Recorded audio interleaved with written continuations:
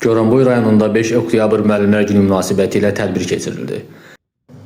Ümummilli liderimiz Heydər Əliyevin rayon mərkəzində uzadılmış abidəsi tədbir iştirakçıları tərəfindən ziyarət edildi, əziz xatirəsi ehtiramla yad olundu.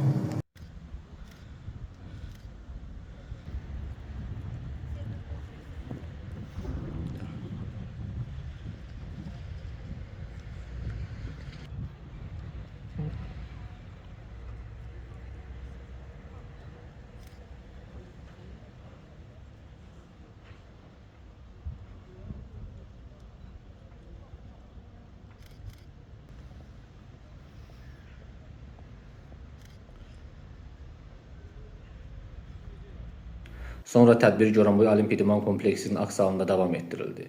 Tədbirdə rayon icra hakimiyyətinin başçısı Məhərrəm Quliyev, Elm və Təhsil İşçiləri Həmkarlar İttifaqı Respublika Komitəsi sədrinin müşaviri baş katib Pərvanə İsmailova, Goranboy və Naftalan rayonları üzrə təhsil sektorunun rəhbərliyi, bir qrup təhsil işçiləri, rayon ağsaqqalları və ziyalılar iştirak etdi.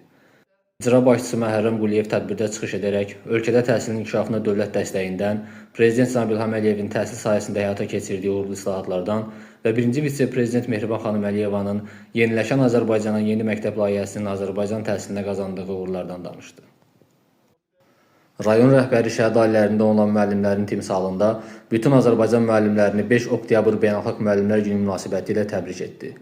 Elm və Təhsil İşçiləri Həmkarlar İttifaqı Respublika Komitəsi sədrinin müşaviri Pərvanə İsmailova müəllimləri komitə sədri Ayaz Paşayevin adından təbrik edərək onların təhsil sahəsindəki əvəz olunmaz rolunu xüsusi vurğuladı.